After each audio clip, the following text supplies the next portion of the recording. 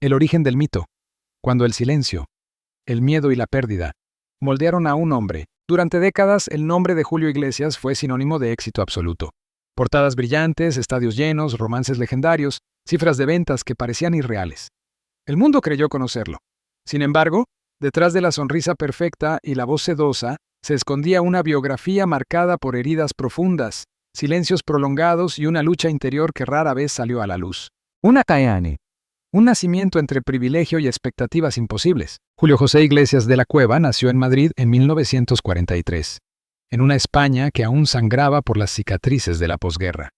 Desde el primer día, su destino parecía trazado con regla y compás. Hijo de Julio Iglesias Puga, un prestigioso ginecólogo, y de María del Rosario de la Cueva, una mujer profundamente religiosa y protectora, Julio creció en un hogar donde el éxito no era una posibilidad sino una obligación.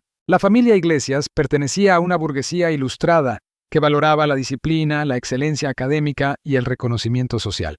No había espacio para la duda ni para la fragilidad emocional. El niño aprendió pronto una lección silenciosa. Mostrar debilidad era fracasar. Desde pequeño, Julio desarrolló una personalidad reservada.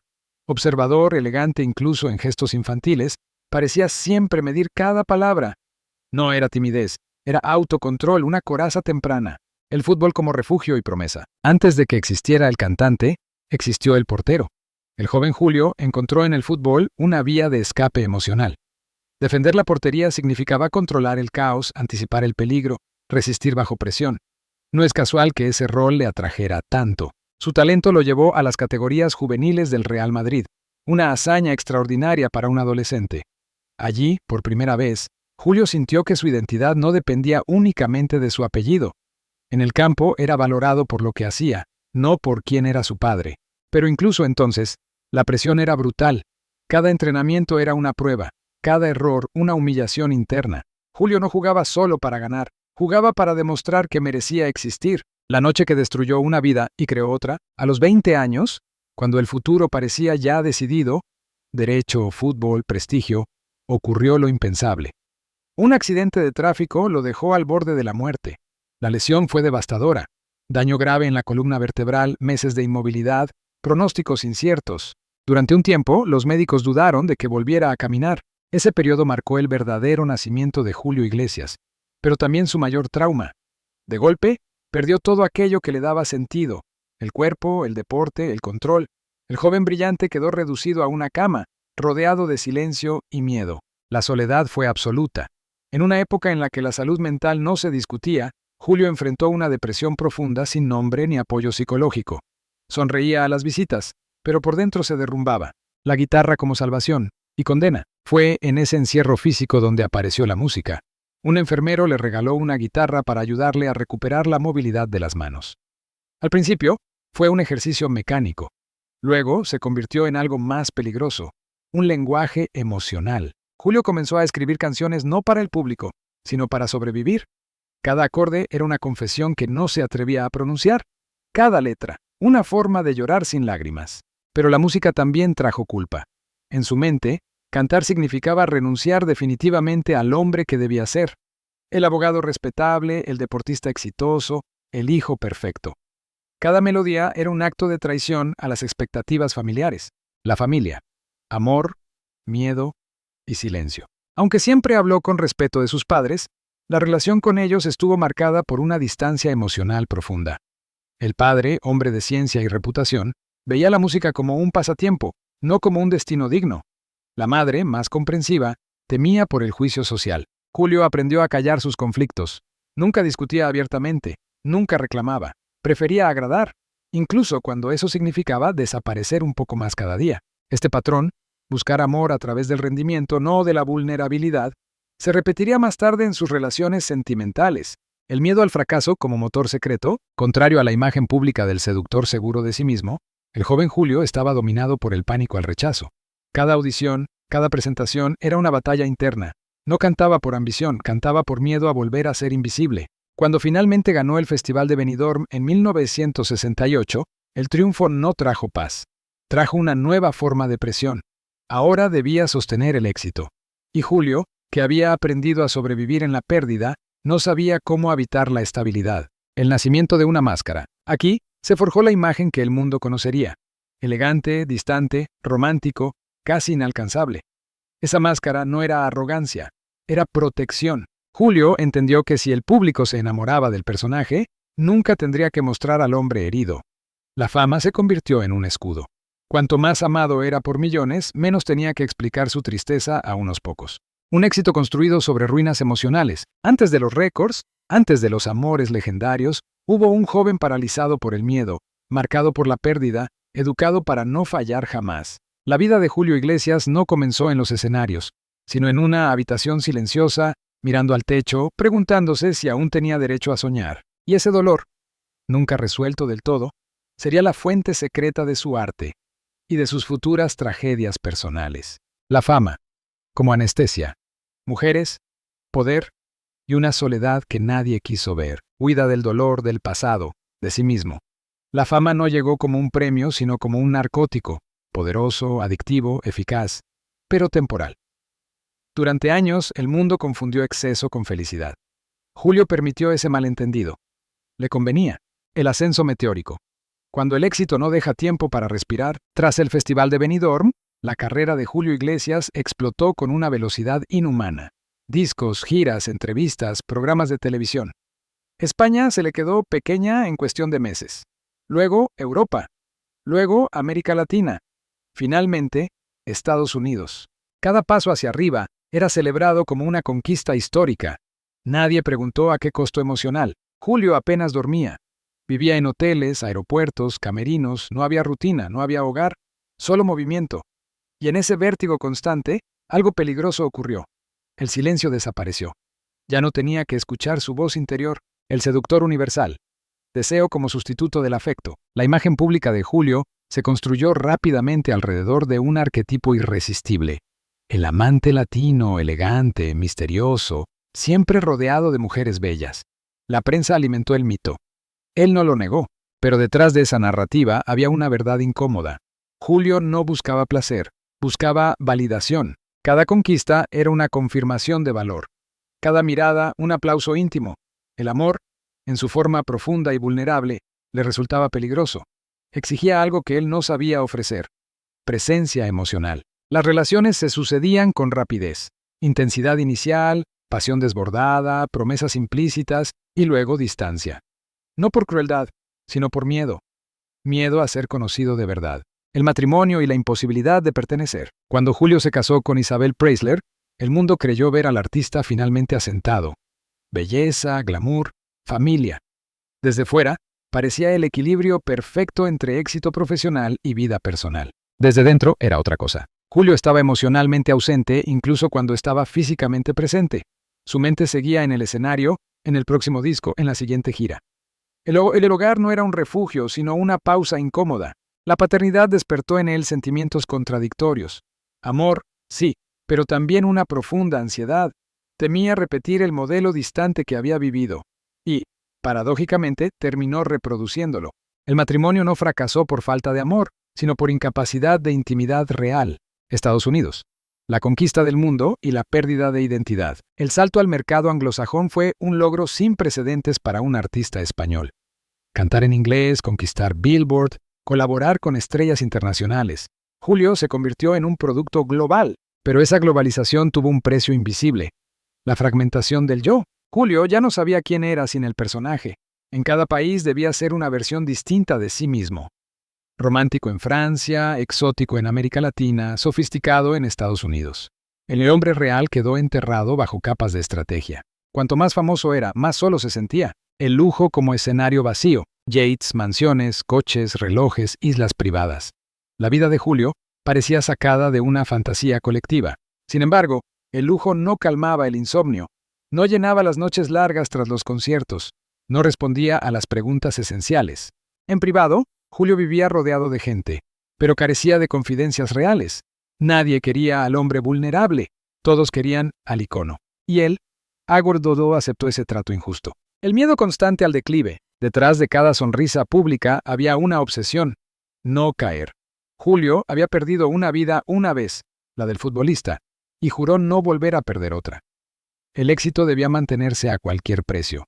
Ese miedo lo llevó a trabajar sin descanso. incluso cuando el cuerpo pedía tregua, a negar el cansancio, a evitar cualquier pausa que pudiera obligarlo a mirarse por dentro. La fama ya no era un sueño, era una trampa dorada. El hombre que nadie conocía, mientras el mundo lo veía como símbolo de deseo y triunfo, Julio Iglesias vivía emocionalmente congelado. No porque no sintiera, sino porque sentía demasiado. Y no sabía cómo gestionarlo. Aprendió a sonreír cuando quería llorar, a seducir cuando necesitaba ser abrazado, a cantar sobre el amor mientras huía de él. El precio invisible del aplauso desmonta al mito por provocación, sino por honestidad. La fama no curó las heridas de Julio Iglesias, solo las maquilló. Cada escenario fue una anestesia, cada éxito, una distracción. Cada mujer, un intento de sentirse suficiente. Pero el dolor paciente esperaba su momento. El cuerpo pasa factura, enfermedad, envejecimiento y el miedo silencioso a desaparecer. Si la fama fue para Julio Iglesias una anestesia contra el dolor emocional, el tiempo se convirtió en su juez más severo. Legendarios, sino por una batalla íntima y prolongada contra el cuerpo, ese mismo cuerpo que una vez ya lo había traicionado y que ahora volvía a recordarle su fragilidad. El accidente que nunca terminó, para el público, el accidente de juventud fue una anécdota superada, una historia inspiradora con final feliz. Para Julio, nunca lo fue. Las secuelas físicas no desaparecieron con los aplausos. El dolor regresó cíclicamente, silencioso, acumulativo. A lo largo de los años, la movilidad reducida, la fatiga crónica y los problemas musculares se convirtieron en compañeros constantes. Julio aprendió a actuar incluso cuando el cuerpo pedía detenerse. Subía al escenario con disciplina militar, pero descendía exhausto, a veces incapaz de descansar de verdad. El miedo no era solo al dolor físico, sino a lo que ese dolor simbolizaba: la pérdida de control. Envejecer bajo la mirada del mundo. Envejecer es difícil para cualquiera. Envejecer siendo un símbolo mundial del deseo es brutal. Julio Olio construyó su carrera sobre una imagen de virilidad elegante, de energía romántica eterna. El paso del tiempo amenazaba no solo su salud, sino su identidad pública. Cada arruga, cada dificultad al caminar, cada ausencia prolongada de los escenarios alimentaba rumores, y los rumores dolían más que el cansancio. El cantante comprendió que el público no siempre perdona la vulnerabilidad, especialmente cuando contradice el mito. Por eso eligió muchas veces el silencio como estrategia de supervivencia. A diferencia de otros artistas que compartieron abiertamente sus enfermedades, Julio optó por desaparecer lentamente. Cancelaciones discretas, comunicados vagos, apariciones cada vez más medidas. No fue arrogancia, fue miedo. Miedo a ser recordado como débil. Miedo a que la compasión reemplazara a la admiración. Miedo a que el final se adelantara en la imaginación colectiva. En una industria que devora juventudes, envejecer sin explicaciones fue su última forma de control. El cuerpo como enemigo íntimo. Para Julio, el cuerpo nunca fue un aliado confiable. Primero el accidente, luego el desgaste. Finalmente, la dependencia de rutinas médicas, terapias, tratamientos constantes. El escenario, que antes lo hacía sentir invencible, empezó a convertirse en un territorio hostil. La voz requería más esfuerzo. La resistencia disminuía. Cada concierto se convertía en una negociación con los límites. Y aceptar límites fue, para él, una humillación silenciosa. La retirada que nadie quiso entender. Cuando Julio redujo drásticamente sus apariciones públicas, muchos hablaron de capricho, de retiro dorado, de lujo excesivo. Pocos comprendieron la verdad más simple. Ya no podía sostener el ritmo. La retirada no fue una decisión artística, fue una necesidad física y emocional. Alejarse del escenario significaba perder una parte esencial de sí mismo, pero quedarse significaba destruirse. Eligió desaparecer antes de romperse delante del mundo. La soledad del ocaso. Con los años, el círculo se redujo. Menos compromisos, menos voces alrededor, más tiempo para pensar. Y pensar fue peligroso. Sin el ruido de la fama, regresaron las preguntas antiguas. ¿Quién soy sin el aplauso? ¿Qué queda cuando el deseo se apaga? ¿Fui amado por quien era o por lo que representaba? Julio, que siempre había huido del silencio, se encontró obligado a convivir con él. El miedo definitivo. Ser olvidado. Más que a la muerte, Julio temía al olvido, a convertirse en un recuerdo difuso, en una voz antigua reproducida sin emoción. Temía que su historia se redujera a cifras, récords y listas. Porque su vida, la real, nunca fue fácil, ni ligera ni superficial. Fue una lucha constante contra un cuerpo traicionero, contra expectativas imposibles y contra un dolor que jamás terminó de sanar. El hombre detrás del mito revela a un Julio Iglesias profundamente humano. No al seductor eterno, sino al hombre cansado, no al triunfador, sino al superviviente. Un hombre que dio al mundo canciones de amor mientras aprendía, lentamente, a aceptar sus propias pérdidas. El cuerpo se debilita, la fama se desvanece, pero el dolor vivido y resistido permanece como testimonio silencioso de una existencia intensa y contradictoria. El legado, los arrepentimientos y la verdad, que solo aparece cuando cae el telón, cuando el ruido se apaga y las luces se atenúan, queda lo esencial. Para Julio Iglesias, de la vida no fue una celebración ininterrumpida del éxito, sino un ejercicio de balance. No el balance público, ese ya estaba escrito en cifras y premios, sino el íntimo, el que no admite maquillajes. El peso de un legado imposible de igualar. Hablar del legado de Julio es hablar de un récord tras otro, de una influencia transversal que atravesó idiomas, culturas y generaciones. Pero el legado, para él, tuvo siempre un reverso incómodo, la sospecha de haber sido comprendido solo a medias. Julio sabía que el mundo lo recordaría por canciones de amor, por una voz reconocible al primer acorde, por una elegancia casi arquetípica. Lo que dudaba, y esa duda lo acompañó hasta el final, era si alguien recordaría el precio. Si alguna vez se diría en voz alta que detrás de ese brillo hubo miedo, soledad y renuncias dolorosas. La paternidad vista desde la distancia. Con los años, la figura del padre se volvió central en su reflexión tardía. La fama había impuesto una geometría cruel. Hijos creciendo mientras él estaba en otra ciudad, en otro país, en otro idioma.